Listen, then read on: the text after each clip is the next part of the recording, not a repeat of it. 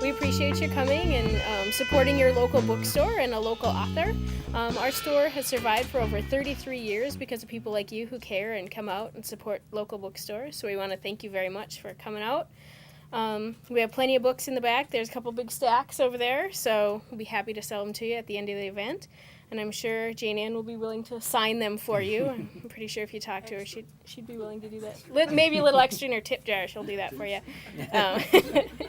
Jane Ann Morris is a corporate anthropologist, activist, and author. In her latest book, Gaveling Down the Rabble, she explores a century and a half of efforts by corporations and courts to undermine local democracy in the United States by using a free trade model.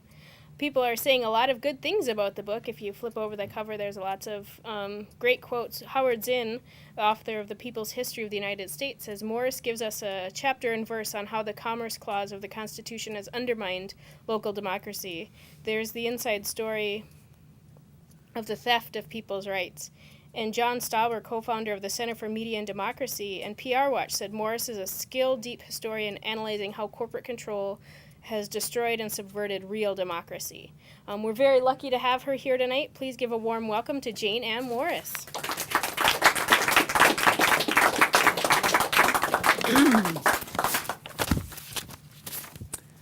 Thank you for coming, and I'd like to thank Room of One's Own for having me. So, I'm a corporate anthropologist, and I've just written a book on less than one sentence of the Constitution. And I go around saying things like the United States has been in a free trade zone for over a century. And much of the time I think that people probably really don't understand what I'm talking about. So I have some explaining to do. On the other hand, you came here to hear me, so maybe you have some explaining to do too. I'm going to try and keep mine to 20 or 30 minutes because I'm expecting some really good comments and questions. But first I want to thank Room of One's Own for having this event, and thank you for coming here. Now, I hope you buy all the books they have of mine, but you might not. And if you don't, you will someday buy some book. And when you buy that some book, I want to urge you to buy it at a local, independently owned bookstore. And you're not going to find a better one than this one. A lot of people are always wondering, what can I do? You know, how can I make a difference and so on? Well, I want to tell you that every time you buy a book at bigriver.com, you help to rip off independent bookstores and committed publishers and authors. That is kind of like the Walmart Corporation of bookstores. And so I would like you to, whatever your book buying habits, to keep them local and independent as much as possible. It's one of the most important things you can do. I'm not suggesting we can buy our way to democracy, but that's a good start. And one of the things that Gaveling Down the Rabble is about, one of the aspects of its theme, is the way that state and local governments have for a long time tried to do things to support their local businesses, and they've been thwarted and frustrated in that attempt by the action of federal courts. One more promise before I sort of get into things here. I'm going to have some good news before the end, and between now and then we're going to have to go through some bad news, but I promise some good news at the end. And if I forget it somehow, call me on it, okay? I thought that I could introduce this book probably best by giving you some sense why I wrote it. During the 1980s, I was involved in a very long battle in Texas against strip mining, power plant construction, and everything that went with it. Mining, aquifers, earth, air, fire, water, and so on. We had to deal with agencies all the way from the Department of the Army and the EPA, Office of Surface Mining, things you never heard of, down through all the Texas regulatory agencies, and then from there all the way to the volunteer fire departments and the dog catchers and so on. There was widespread public opposition to this project, and yet it took us a real long time to slow it down at all. I ended up writing a dissertation the size of a cinder block about it. And since I was an anthropology student, my tribe was a public utility company. And that's how I got to be a corporate anthropologist. So there's the answer to that question. We fought this huge project for the better part of a decade, and we managed to really reduce the amount of damage that would have been done otherwise. There was an election for a $583 million bond package, which we defeated 60 to 40, while being outspent 9-1. And I'm really happy about all that stuff. But we didn't stop it completely, and we made a lot of mistakes. So after that started winding down, and of course we did court appeals, I wrote a book hoping, and it's this book, Not in My Backyard, the handbook. I wrote a book trying to put together what we had learned so that other people in similar positions wouldn't have to like do it all over again and maybe could like skip some of the stupid mistakes that we made. And though I now consider this a form of conventional activism, I'm still proud of it, and I still think that if that's what you're doing, there isn't a better guide out there. So that's that book. So that book came out, and I was fortunate enough to be able to do a book tour on it in California. And I went around to a bunch of places. We had some timing problems since what California was doing at the time was selecting a jury in the O.J. Simpson trial. So all the airways were just full of all this just incredible trivia, but we got some attention. I was also fortunate to do dozens and dozens of interviews on this, from North Pole, Alaska, to Alabama, Florida, Texas, and even Madison, Wisconsin. And I realized I wasn't quite ready for what was going to happen at those interviews, because many of the shows were call-in shows. And the host would say, and today we have Dr. Jane Ann Morris, author of Not in My Backyard, the handbook. So if you have any problems with your local government, anything going wrong in your community, you just call in and Dr. Jane Ann Morris will tell you what to do. And so I'm sitting there thinking, okay, how exactly did I get into this situation? But I did my best. The typical call would go something like this. Hi, I just picked up the paper yesterday and found out they're putting a toxic waste dump in across from the school. I'm really upset. You know, I called my city council people and they said they already had most of their permits. There's probably not much I can do. Please tell me, I'm so worried about the children in the school. And so then I would get 30 seconds, maybe 2 minutes to answer this. So I did my best. I mean, I couldn't even find out what the project was in that amount of time. Anyway, 2 things came out of that experience. Number one, so many of the calls were nearly identical. Really hurt. I mean, I couldn't believe, you know, that there could be that much similarity between someone near the Everglades in Florida and someone in North Pole, Alaska with some oil facility, but the calls were very similar. And secondly, this was even worse. I knew that even if they got my book, read it all, understood it, had good luck, had good funding, were well organized, and had a tailwind, that frankly their chances of getting very far were not good. And I started feeling bad about this.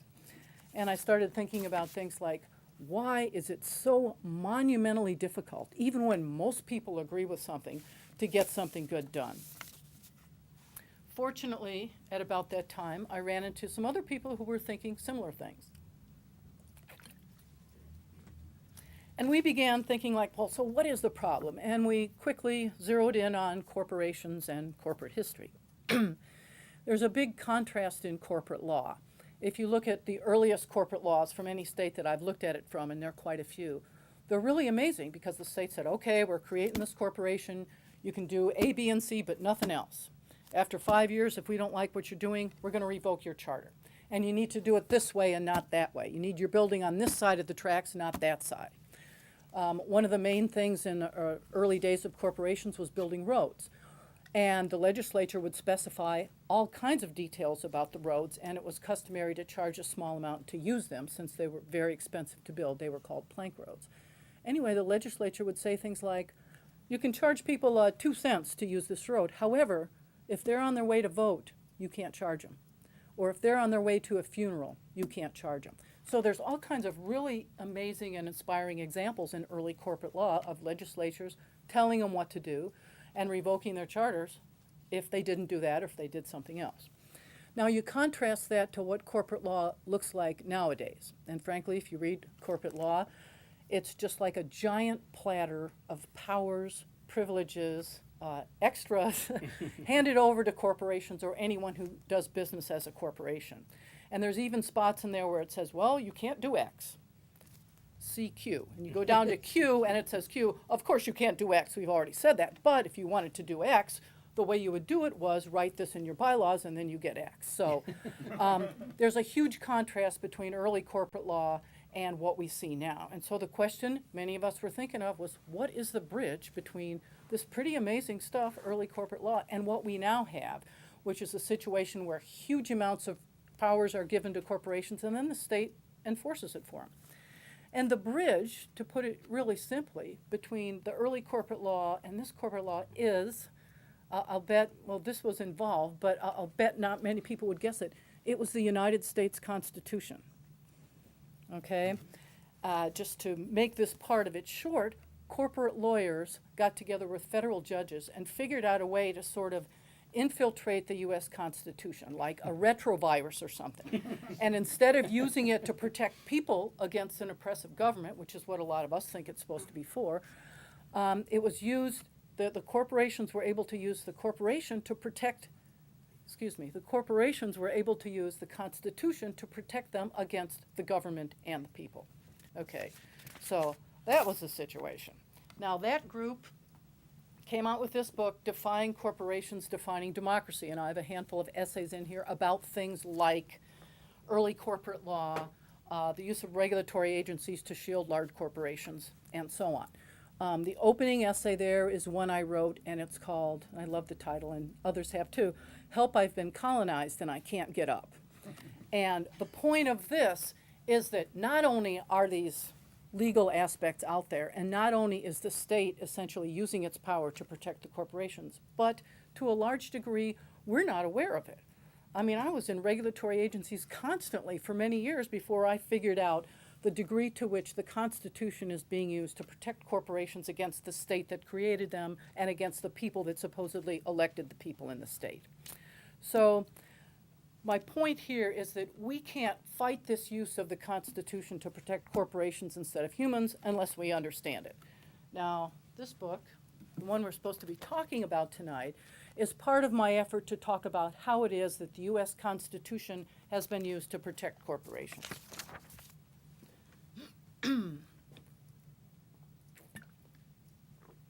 Now, since I've just gone over there and a lot of different things, I want to just sink right into an example so you can be thinking of something specific. As you know, in the late 60s, early 70s, people in this country became much more aware than they had been of what big problems we were having in terms of the environment. So people became hyper aware. In fact, laws were passed that required them to be. One of our big problems was and continues to be waste, just plain old garbage and toxic stuff and hazardous stuff. Now, the state of Alabama at the time had the only commercially licensed hazardous waste dump in the nation. And they could sort of see things coming, and they were afraid that if they didn't take care of stuff, they were going to get a whole lot of hazardous waste from all over coming in there. So they passed a law that basically put some requirements on it. People would have to keep an inventory, they would have to pre-treat the waste, they would have to make some effort to reduce it, and so on, just reasonable kinds of things. And everyone involved there agreed that the waste was pretty bad stuff. I'll read you what everyone on all sides of these court cases agreed the waste was. It consisted of ignitable, corrosive, toxic, and reactive wastes which contain poisonous and cancer-causing chemicals and which can cause birth defects, genetic damage, blindness, crippling, and death. So there were no illusions about what this stuff was they're talking about. Alabama passed this law putting these requirements on it. So their waste dump would be as clean and neat and defensible as possible, so they wouldn't be hurting their own aquifers and the people who worked there, and so they wouldn't have to be taking stuff from all over that was not segregated and sorted and treated in that way. Well, that went to the federal courts, and they said, that's not an environmental law, that's not a consumer protection law, that's not a worker protection law, that is a trade barrier.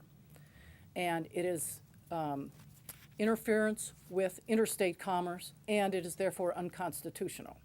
So this was a big blow to them in Alabama. They didn't give up so quickly. They thought, okay, so we can't prohibit waste that hasn't been sorted and pre-treated from coming in here, but it's going to cost us extra to do the inspections, to sort it ourselves, maybe to do some extra treatment. So even though we can't prohibit this waste from coming in, we are going to have an extra charge here to help us compensate for the extra costs it's going to cost us. And they passed that law, and that case also in 1992 went to the Supreme Court, and they said, that's not an environmental law, that's a trade barrier.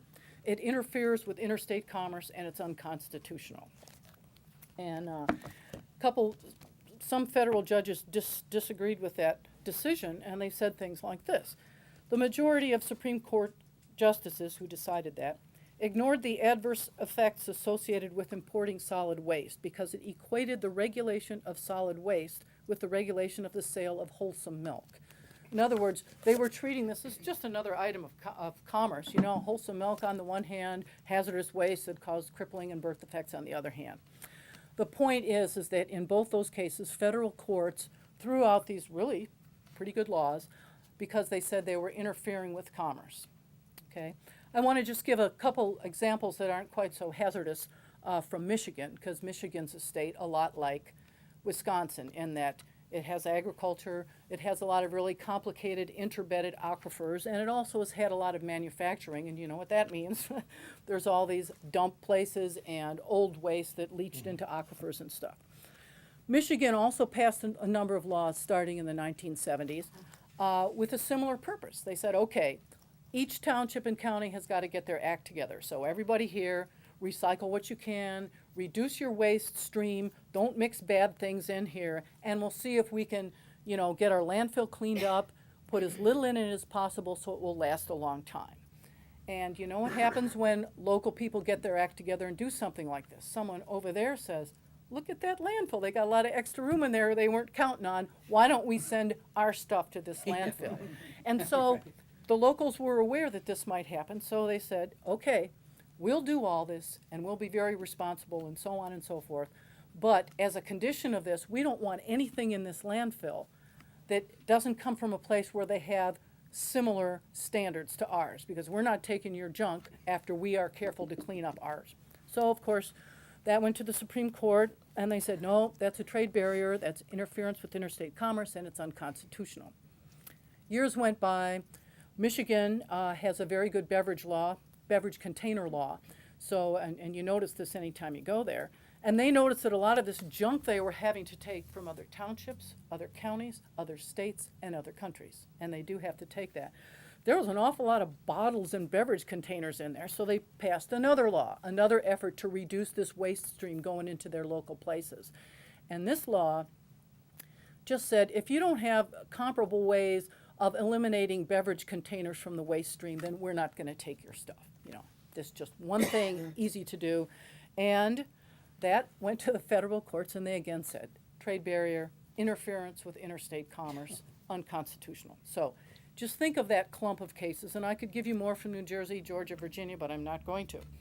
I just want to remind you who benefited from this. And the people that benefited from this were the waste hauling companies and the landfill companies, because they're the ones who take these laws to court, okay? The ones that suffer are people in communities, and we also see local and state power is diminished when they're really trying to take a really positive, responsible approach towards solving some of our problems. So I'm not going to rip through loads of other examples. I may mention them, but this is the only example I wanted to talk about at any length.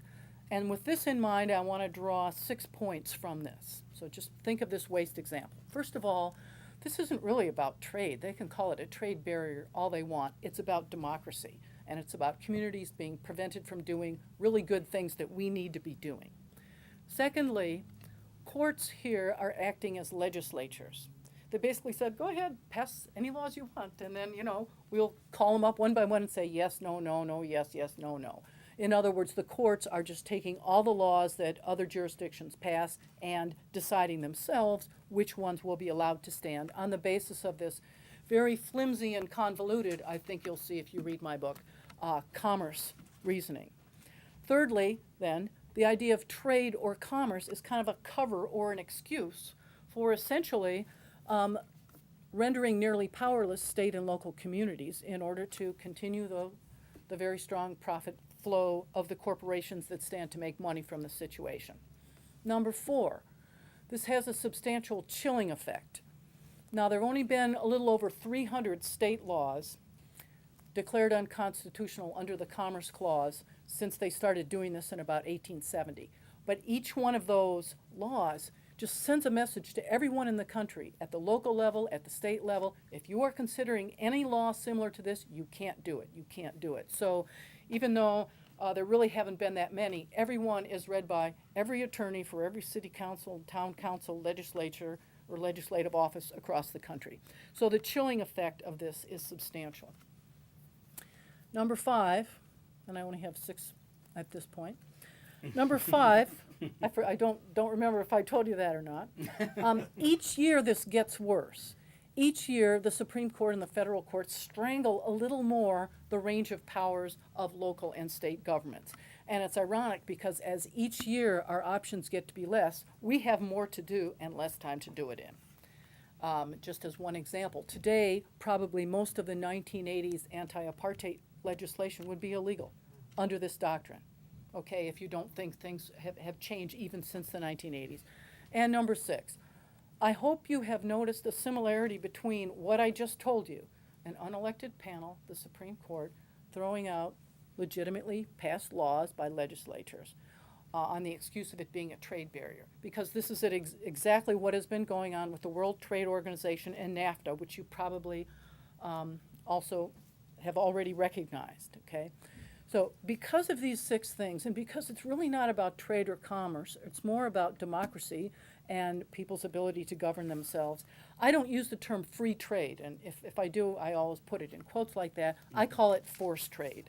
So free trade is forced trade because it prevents local communities from deciding how they want to run themselves, on what conditions they want to let things come into their communities that might threaten them, and on what condition they will let things go out of their communities. Things going into the communities might be things such as food, labels, diseased animals, and that sort of thing. What goes out of their community might be something like water or groundwater resources, for example.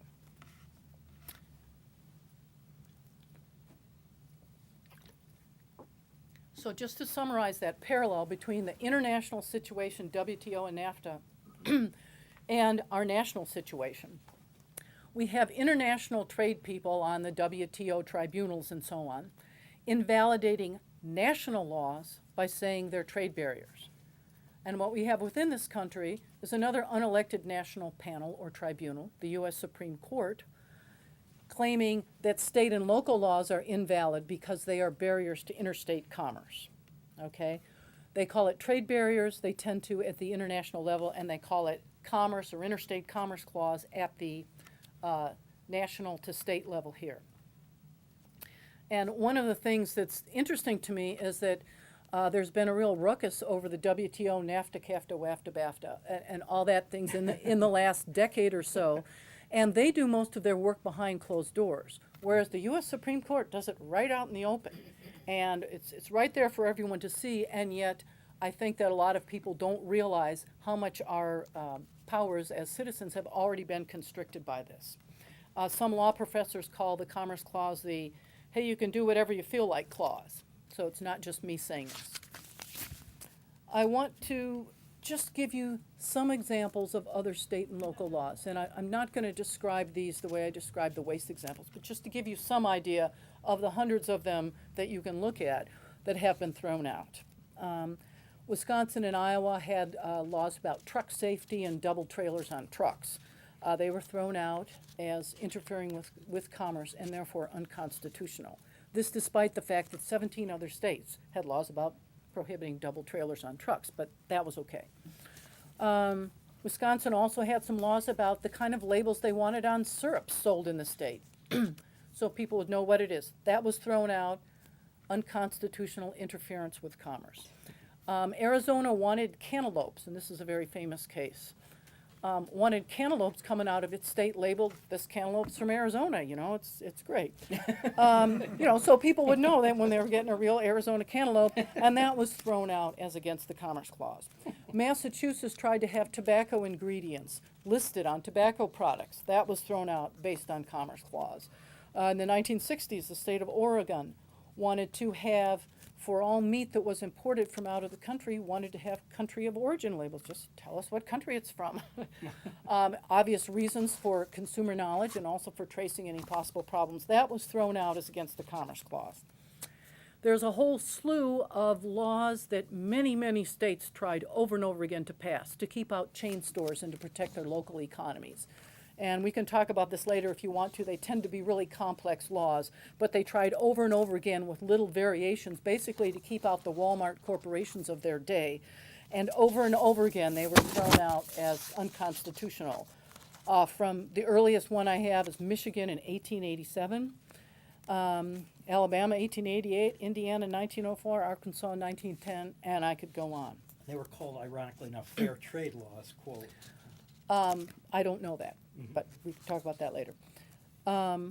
Just a couple more examples of the kind of law. States don't just pass laws to like stop stuff from coming in.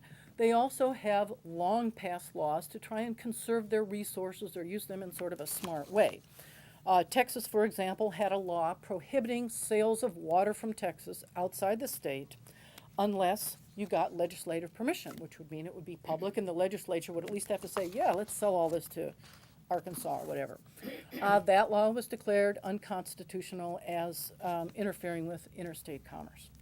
Nebraska had a water conservation law also. It was a little different. It involved a kind of reciprocity agreement, and it's very reasonable, slightly different way of doing it.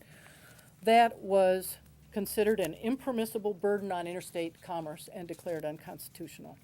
And my last example from the resource area had to do with hydroelectric power. New Hampshire had a law prohibiting selling hydroelectric power generated in New Hampshire from being sold outside until there was some certification that first New Hampshire's needs had been met. Like, let's take care of our electricity needs first, and if we have extra, sure, go sell it. That was declared unconstitutional under commerce. I'm just going to lay out a few more wild generalizations and then let you ask questions. You might be wondering, well, if this is such a huge limitation on state and local power to pass some really important measures, then why don't we hear about it more often? Why haven't we been hearing about this every day? One of the reasons is that largely the work has been done and people aren't questioning it anymore. For example, between 1910 and 1919, 83 state laws were thrown out. The Supreme Court was throwing them out right and left. Since 1990, only 13 have been thrown out. So we're getting to the point where this has been an established way of doing things for so long that most people don't question it anymore. I would like to suggest that the fact that state and local power has been really diminished, over the last probably 130 to 150 years. I would like to suggest that there's a good side to this. This is my good news here. Because in a lot of ways, it was like the separate but equal doctrine. If you recall, the separate but equal doctrine was established in 1896 in the middle of a horrendous period of Reconstruction and post-Reconstruction. But that's when, in Plessy v. Ferguson, they said, it's okay if there's not integration. In fact, if there are separate but equal facilities for people of different races. And for many decades, people tried to work within that and say, okay, we don't agree with that, but we need to get some heat in this school. Let's do whatever we can in the most direct way we can to get a heat and a drinking fountain and a desk and 2 books in this school. And it wasn't until, for a variety of reasons which I'm not doing justice to, shortly after World War II, people began saying, you know what? We've been trying to work within the separate but equal doctrine for a long time, and it is not working. The doctrine's a horrible, insulting doctrine, and it's got to go. And when people started confronting it directly, and for a variety of other reasons, it really wasn't too long after that that the whole doctrine that had been precedent in the Supreme Court for 58 years was set aside. And I'm not saying that we've fixed it all up since then, but I'm saying that an important step was recognizing that that whole doctrine was inappropriate. So that's what I'm trying to suggest about the free trade zone that we already have here. We're not going to be able to do anything about it if we don't sort of understand how it works and that it's here every minute. Every time someone like one of us proposes a law to a town council or a county board or state or something, one of the first things that happens is that a lawyer comes out and says yes or no, yay or nay. Is this going to be past constitutional muster or not? And most of the really good laws that we would like to pass don't pass constitutional muster. And at this point, what most of us do, and I did it for a long time, was say, oops, sorry, ooh, I didn't mean to be unconstitutional there, kind of like back off.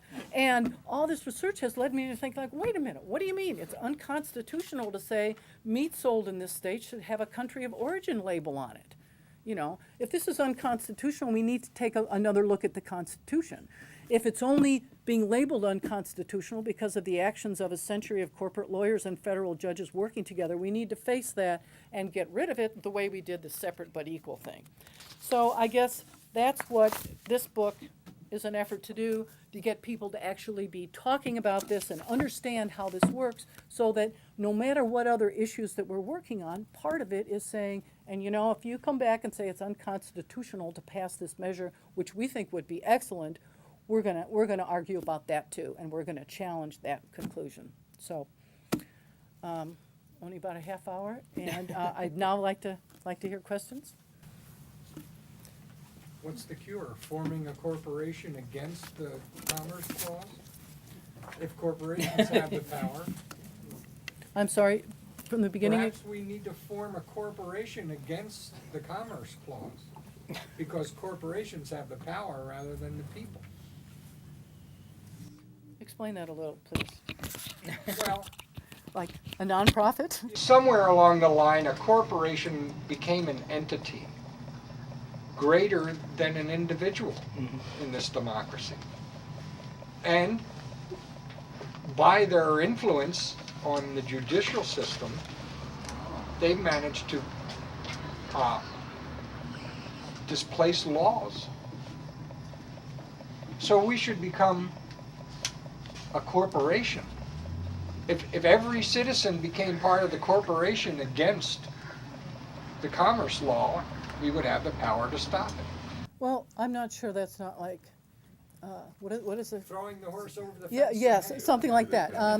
What he's referring to is the fact that, well, first of all, there are two different kinds of constitutional protections, and one of them is the actual rights supposedly granted to corporations by judges and corporate lawyers. That's like 14th Amendment, equal protection, due process, and after that, 4th Amendment, protection against unreasonable searches and seizures, and a lot of First Amendment stuff, which they've been making great mileage out of in the last couple decades. All those things are sort of clear, and I think a lot of people understand that as corporate personhood. It's actually considering a corporation a legal person with rights. Okay, what I'm talking about here, the use of the Commerce Clause, is part of the other set, where other lines in the Constitution are used to protect corporations without literally giving them another right. And there are other clauses which I'm not going to get into here. So that's what you were referring to there. I would rather be what they call a natural person, which is the contrast to a corporation, which is a legal fiction or a corporate fiction, and work as that, because I still have more rights than they do. They haven't gotten them all yet, you know. They're just better at enforcing the corporate's rights than they are yours. Yes, well, it's because most of these cases are brought by corporations with vast resources, because we gave them a lot of the power to have those vast resources, to bring them against the laws passed by legislatures. Yes. Yes. It would appear that despite the fact that the Supreme Court is being stuffed with Republicans, conservatives supposedly, that in effect these people are federalists rather than states' righters. If they're spending so much energy shooting down state regulation, that's one thing I'd like you to comment on. The other thing is there was this decision, 1878, some railroad decision in the Southwest someplace, that defined the modern corporation, but what there was nothing completely comparable to that at the end of the 18th century. They were using some kind of limited form that they got from the English, weren't they? Okay, great questions. The first question, I'll rephrase it and explain it a little, and you tell me if I'm not understanding it right. But basically, you know, Republicans theoretically are for small government and local government and all this kind of stuff. And we have a Supreme Court loaded with people who've been appointed by Republicans, and yet I just claimed that, in fact, they're restricting local power more and more. It's really interesting. You probably know about Justice Rehnquist, and you probably have your own opinions on him. Mine are extremely low. But it's interesting, if you read through these cases, one of the biggest supporters of local power he could be really eloquent when he was in the right mood, was Justice Rehnquist. So this issue has split people in a really interesting way. We have a lot of Republicans who have, in fact, on the other side, against Justice Rehnquist, supported federal power over state power. There's other interesting cases, too. You remember the California medical marijuana case. Here was local power, state power saying, we think you should be able to use medical marijuana. And the Supreme Court threw that law out, but that sort of required people to fall down on one side or the other side of federalism versus the particular issue, which, they didn't want to vote in favor of medical marijuana. So, yes, that's really complicated. It's one of the many reasons why looking at the Supreme Court in terms of just liberal and conservative and stuff, or where they stand on the death penalty, really misses a lot. So you're absolutely right about that. Your second part of your question, were you talking about the set of railroad decisions in the late 1880s that began to recognize corporations as corporate persons under the 14th Amendment? Right. Okay, and yes, there were three of them. The one that most people cite is the Santa Clara case in 1888. There were two others that were much more clear before the end of the 1880s. Basically, and a lot of them were railroad decisions, since the biggest corporations in the late 19th century were railroads. That's why so much corporate law comes out of railroads. Basically, everyone in the country was trying to figure out a way of taxing railroads, of getting some money back to the locals from these railroads, which were getting rich by, in some cases, ripping off communities and, speeding past them and overcharging them to take their grain to market and so on. So there were a million different schemes to try and tax corporations. And it's not railroad corporations. It's not that clear how you tax them. They got this railroad train, they got the railroad car, they got the wheels, they got the tracks, they got the right-of-way, they got the fence post, and they argued about all this stuff. So most of these cases are incredibly tedious and boring tax cases. But the crux of them all is some county or some locality saying, there's got to be a way to bring back some of the money that you're making into our community. And of course, the corporations didn't want to lose even like a few pennies of tax to this county, because if they lost it in one county, there were like 3,000 counties along their railroad line that could be argued. So they argued many of these cases all the way up to the Supreme Court. And in fact, the corporations managed to go to the 14th Amendment and claim that they were being discriminated against. And this is how they used the 14th Amendment. They're being discriminated against because a county or a state was treating this corporation differently, discriminating against them, than they were treating another corporation like a mining corporation or whatnot. And so it's at that time, in the late 1880s, that it was recognized by a combination of corporate lawyers and federal judges that, in fact, they would from now on recognize that a corporate person had equal protection and due process rights. And in fact, they ran with this. This was 1880s, decade by decade, they started piling on other so-called rights from the Constitution. So, yes, that was an important turning point. Yeah. Yeah, well, the one advantage that corporations have is they've discovered the secret of eternal life, which humans haven't discovered yet. I guess the question I was going to ask was, there's still, if you look at certain types of food products, they do give the country of origin. I think it's mainly fruits and juices and that. They tell you where the fruits that were used to make the juices come from, like Brazil or Argentina or whatever. So, and that has not yet been challenged. Is there any reason that those particular products have been able to get away with having that labeling? I love those questions. Okay, the secret of eternal life, first of all, some of you may or may not know that early corporations generally had a time limit. You're here for 5 years, 10 years, 15 years. And in fact, the legislature could come in any time and say, 7 years, we said 10, but now we're changing our mind, and didn't have to give any reasons for it and didn't have to go to court, because they created the corporations and they could uncreate them. Then they got so that they gave them all periods, 20, 30, 40 years, and they could renew them or not. So there came a time when they started just writing corporation law with just eternal life. You can last as long as you want. You can, instead of saying this is your purpose and you're here for 5 years, they said you can last as long as you want and do anything that we can't catch you at as being illegal, basically. So that was an important change, and that was gradual. But I love your question about the fact that some, you can go places and there are food labels. Some things are labeled. And that is just the wonderful thing about the way that federal courts can use the Commerce Clause language, or frankly, any language. The word is discretion, wide discretion that they have. And many, many, many cases where someone wants to pass a really good law, it gets squashed. But once in a while, one gets through. It may be because they're in a different mood that day. It may be because it's a topic like minnows instead of orange juice that one of the justices has a particular interest in. It's hard to say why, but I describe that in here as random positive reinforcement.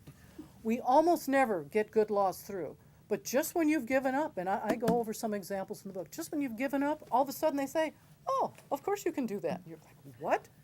And random positive reinforcement in the language of psychology is one of the most powerful positive reinforcers there is, okay?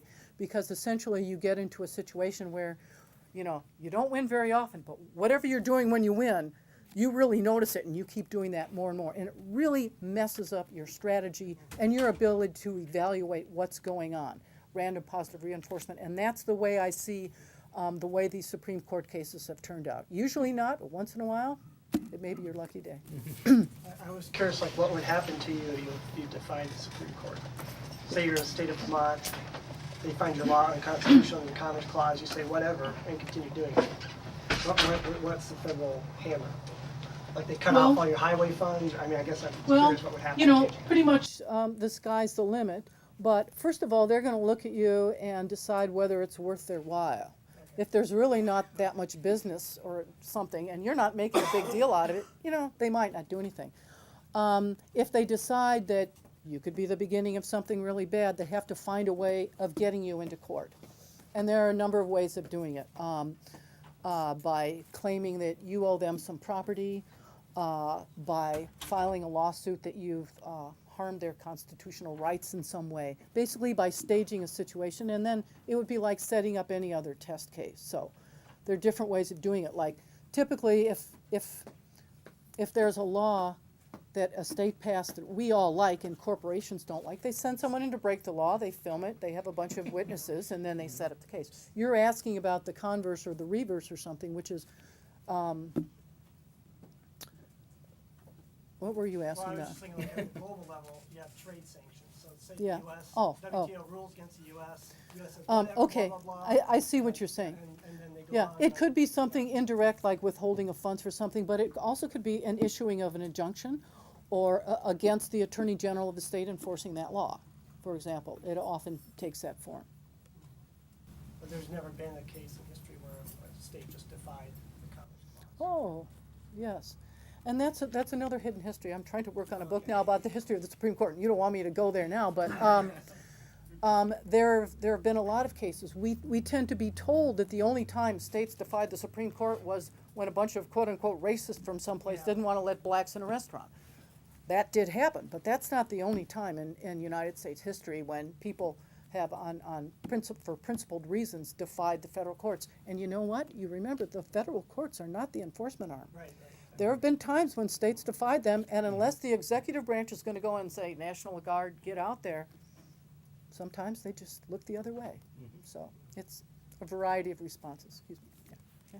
I met someone on the square last weekend who was in from out of town, and he said that he's a contractor and he worked for a lobbying firm that are a lobbying group for a national builders group, and that he just stated matter-of-factly that he would regularly get bills sent to his desk and he could redline them. And he also was able to call HUD anytime and get money released for any project that he was getting pressure to or getting suggested should be released. So all of a sudden there's money for a building project. And it's just it's a random positive reinforcement of the conspiracy of that lobbying stuff. I mean, just the power of it.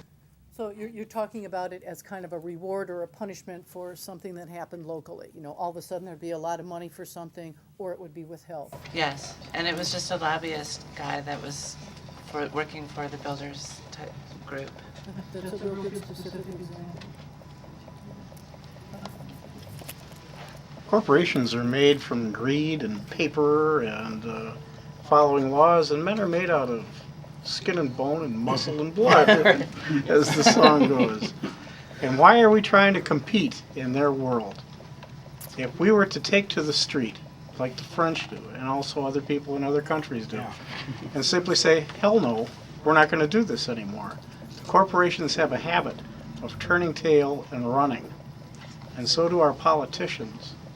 So I would say that more than trying to organize and turn ourselves into corporations and where's my jetpack and all this other stuff, that we should try and organize on a street level, because that's what we are, is a community of people. We may not be that smart, but we know what we want, we know what we need, and if it's not getting to us, then we should go out and get it. And if it means breaking the law, or defying the corporation, or telling the police officer who you grew up with, don't hit me with that club, we're from the same neighborhood, this is our problem. Let's get together as a society and overturn these things. That's the way all these corporations have been defeated in the past. Many of them were defeated through the threat of communism and the other things where they thought that, oh my God, the social order is going to collapse. And that's when we got our biggest gains as far as any type of social movement. And as an anthropologist, you know that.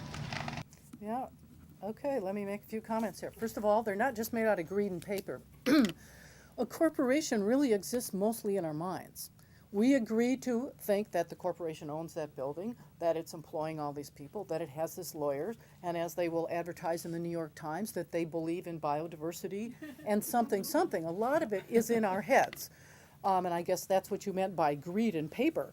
But then part of it's inhabiting in our heads when I think sometimes we take it a little too seriously. I hear people say, did you hear what Monsanto said about this? Like, Monsanto's an uncle with a hip flask, as they say, or something like that. As far as taking to the streets, I'm all in favor of it, but I like to take to the streets and have something specific in mind. I do take to the streets and say war is bad and diversity is good and so on, and I believe that, but I don't always feel like I'm getting very far. But if I took to the streets and said, we will no longer accept federal court's rulings that our good laws are unconstitutional because you say they interfere with commerce. That's the kind of thing I could get into going to the streets for, and I think it would attract some attention too, because people know we're against war already, so I think it's important there. Now, as far as the social order collapsing, I think, we have a case of, we saw the social order kind of pull itself together and patch things up in the 1930s. After the biggest period of corporate expansion. And by the way, the 3 decades where most of the state laws were declared unconstitutional under commerce were 1900 and 1930. Vastly more than before that or after that. That's where they did their work, which was just before we had the big collapse. But the next time when they thought that we were going to become communist was in the late 60s. And I went back and I read the proceedings of all the corporate conferences at this time. They were really scared. They were sure that we would be, like Red China by 1995 and stuff like that. And what did they do? I think they made really wise movements to co-opt things, to concentrate the media more, and so on. So I think that most of the grip on us is ideological, and I think there's always more things to overcome in our heads. That's why I wrote that essay, Help, I've Been Colonized. We're always discovering more ways in which, I hadn't thought of it that way before. So I'm just trying to push that limit, but thank you. Could you comment on how the Supreme Court decides which court cases to hear? And if that's always been the same throughout from the 1800s? Okay. Well, in the original Constitution, there's almost nothing that they have to do. It's like ambassadors, Indians, something. Very few cases. And they did take on more power for themselves, but much of the power they have was granted to them directly by Congress. So we can't just sit here and blame the U.S. Supreme Court, because there were major judiciary acts in 1875 and 1925, and a bunch of minor ones, which gave a bunch more power to the Supreme Court and the federal courts. So Congress is really involved in that, and we can't let them off. But as to the procedure of getting heard by the court, basically a zillion laws get passed all year long at all level of jurisdiction in this country. And if there are any that the corporations don't like, they make some noise about it and try to appeal them. And eventually it can work its way up through the courts, and it gets to the highest appeal level, and then if the corporations still don't like the answer they got from the courts, they say to the Supreme Court, look at this is unconstitutional. And then the Supreme Court, or a small group of them, they have a certain number that have to choose cases, they look at what the other federal courts have done, and if they like it, they say, no, we don't have time to do that now, never mind. And if they don't like it, they say, sure, bring it on up, we'll fight it out at this level. So in that way, they basically pick and choose among all the laws that are passed. Does that answer? Yeah. Okay. Is there anyone who hasn't had, go. Hasn't spoken yet, huh? It seems as far as being out on the street, in '98, in Seattle, in Italy, I think 2000, people were getting interested in these questions and talking about them. Have you seen an increase in power grab or with the Patriot Act in the last 8 years on this issue? I don't know more about that than most of us who just keep track of like the general progress of increased warrantless wiretapping and the usual things. Can you sharpen or clarify the question a little bit about how it relates to this? I may not have understood. Well, in the last, with the Patriot Act, have you seen, has there been an increase in application of interstate commerce laws, striking down local democracy movements? Has it been used in that way? Okay. I see what you're saying. I don't think with the Patriot Act, but there's something else that's really important here. When the Supreme Court looks at a law and tries to decide if they're going to throw it out or not, there are almost no rules for them. If they want to explain in 40 or 200 pages why they decided this way, they'll do it. Sometimes they go on for 250 pages in a decision. If they want to just say, nope, it's out of here, that's all they say. In addition to that, they can choose from a number of doctrines, and there's about a dozen doctrines, and Commerce Clause would be one doctrine, that they can use, and they usually only use about a half dozen of them. But I think sometimes they choose what doctrine, not just depending on their mood, but according to what's going on in the world. For example, you remember the Massachusetts Burma laws. While I drink this, would you just explain what they did, John, and then I'll... Well, basically Massachusetts, the Burmese, they basically didn't want to import products from the Burmese dictatorship, and so Massachusetts said we let state-owned procurement, socially responsible procurement law, so we would buy products. Yeah, it was like many of the related, similar to the laws about anti-apartheid. So Massachusetts had this law. Now this went up through several levels of federal courts and then to the Supreme Court. In the early levels, and this was happening about the same time as all the Seattle stuff, in the early levels, the federal courts said, among other things, that it was a violation of interstate commerce clause. When that went up to the Supreme Court and things were really hot, they just dropped that reason. And they declared it unconstitutional on the basis of another reason, I think something fairly unlikely, which Massachusetts had refuted about federal supremacy and so on. My point is they usually have a choice of doctrines they can use to throw out a law. And I think, it seems to me that sometimes they do that according to political expediency. I mean, why raise the commerce thing? You know, if we're going around saying interstate commerce as a way of invalidating state laws has got to go, they don't need to use that one. I got a question that may be a little off the subject, but what about sovereignty? It seems to me that the Supreme Court, as well as the corporations, are using the claim of sovereignty to say that, well, you basically don't have sovereignty, we have sovereignty, because if we want to put something there and you don't want to do it, fine, but you have to pay us for it. Are you talking about within the United States? Within or even even between the countries.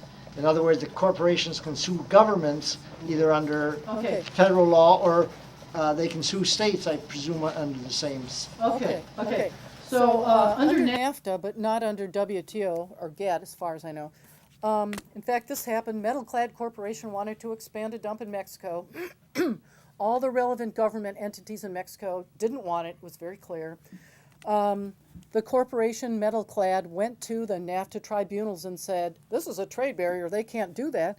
The tribunals agreed with them and forced Mexico to pay the corporation a fine. Okay, that is an arrangement with NAFTA and some of the other free trade agreements. I don't believe that holds with WTO. And within the United States, there's no direct relationship like that. However, if you've been following the takings controversy, takings is a way where someone says, you know, I have a little beachfront property here, and the state passes a law and says you can't do this, that, or the other because of erosion. And then I say, well, I was going to build a bunch of condos and a golf course here. You know, I just lost $3 million because of this law, and then tries to get the state to pay them. In those cases, in many of those cases, then they're all really complicated, there has been some payment. So, yes. But I don't think it's directly on the commerce thing. I think it's through takings, but the mechanism is similar. Doesn't that rule in the sovereignty of the state and the sovereignty of the people? Oh, yeah, sovereignty, yes. Yes, I think very much this is about sovereignty and governance and democracy and who's in charge.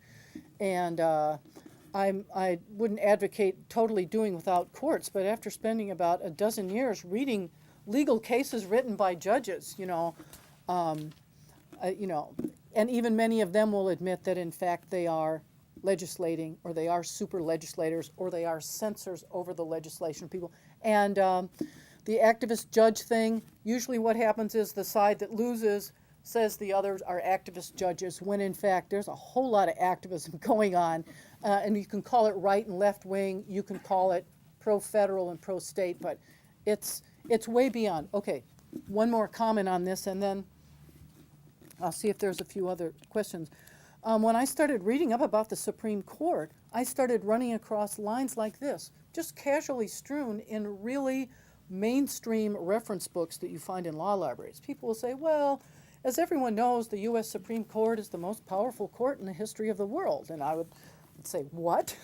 And in fact, that's recognized. And in fact, there's a lot of perplexity in other countries at the enormous role that it plays here. So ours really is exceptional. It's not just me, you know, feeling like flailing my arms today. It's recognized as exceptional among legal scholars. So, Linda. Great Lakes states that are trying to make this pact that, you know, water can't be taken by other states. Is this something that's going to be coming up? Could come up with this sort of thing? Yes. There are a lot of areas in which there are pacts between states. This is one of those special and incredibly complicated areas of government where you have a bunch of states together and they all have to sort of get along. And then there usually has to be some federal okay from the Congress and so on. So commerce is involved in this. But it's so complicated in so many ways that it's not like one of these straightforward commerce cases that I've been trying to talk about. I have not heard specifically that the issue of commerce is coming up.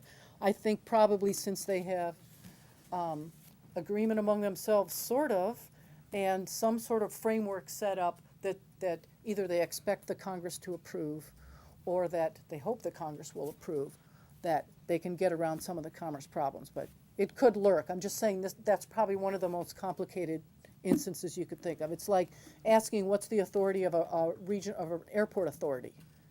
You know, it's just do you want to spend 3 years reading legal documents? I mean, very complicated.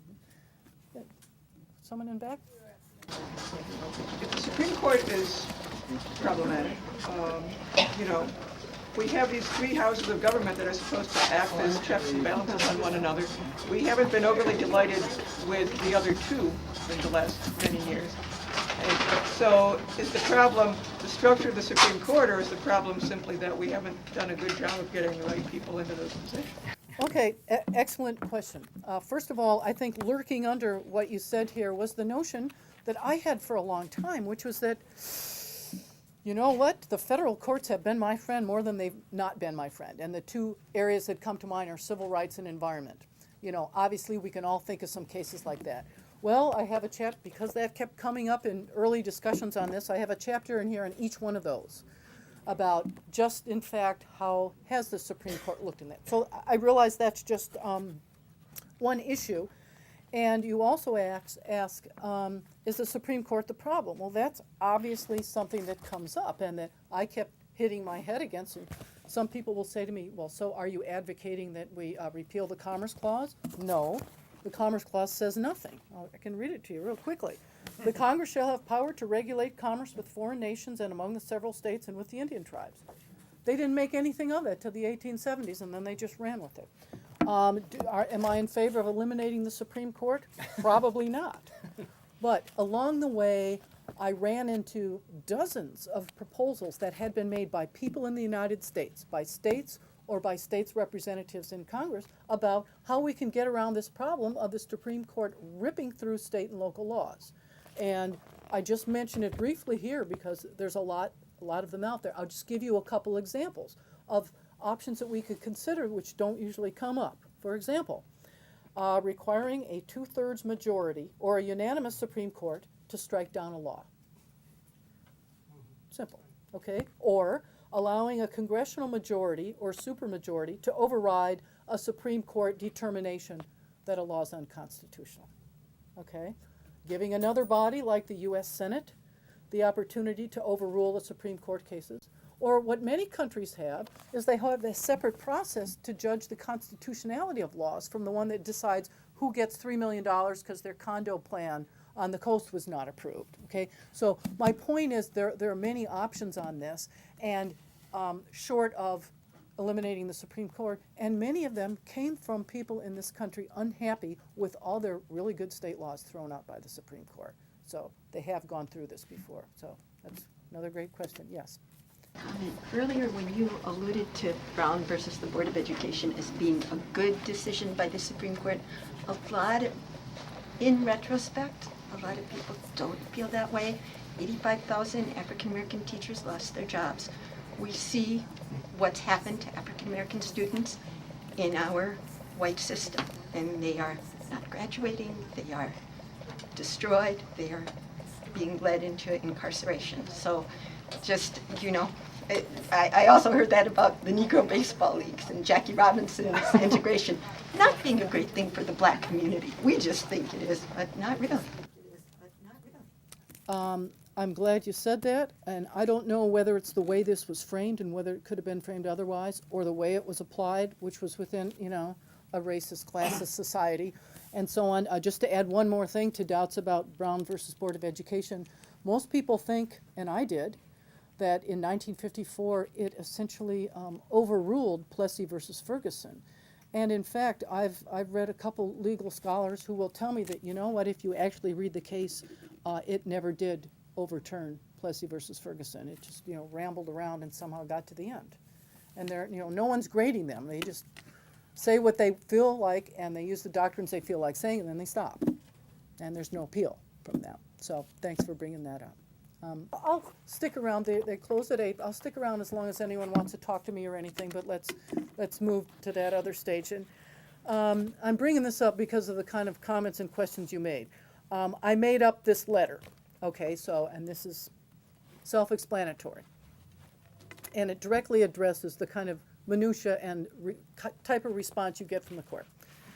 Dear Chief Justice, as a legislative aide in the great state of Tweedledum, it is my responsibility to advise legislators on the constitutionality of proposed laws.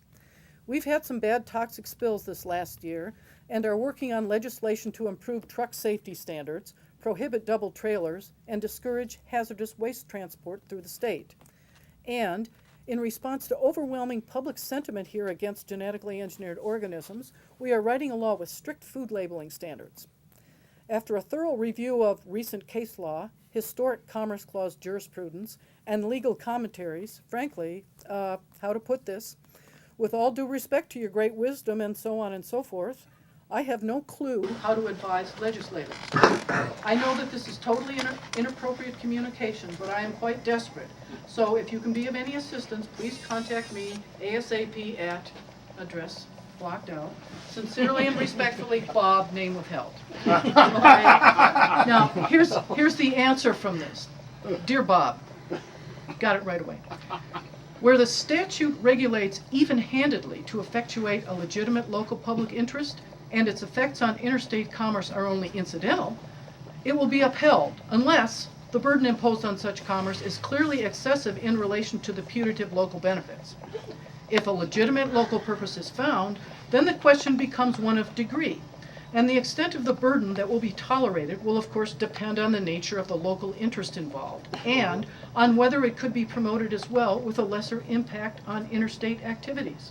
If we can be of further assistance, don't hesitate to get in touch. Yours truly, Chief Justice. I made up the letter. No one would do that. That's inappropriate. But the answer from the Chief Justice is one of the most commonly quoted cases. It's that Arizona cantaloupe case. And it's referred to over and over again as to explain to legislators what you can do or not. I mean, this is a clear summary. So anyway, with that, I really thank you all for coming and for your wonderful questions and comments and stuff. So I'll stick around and talk.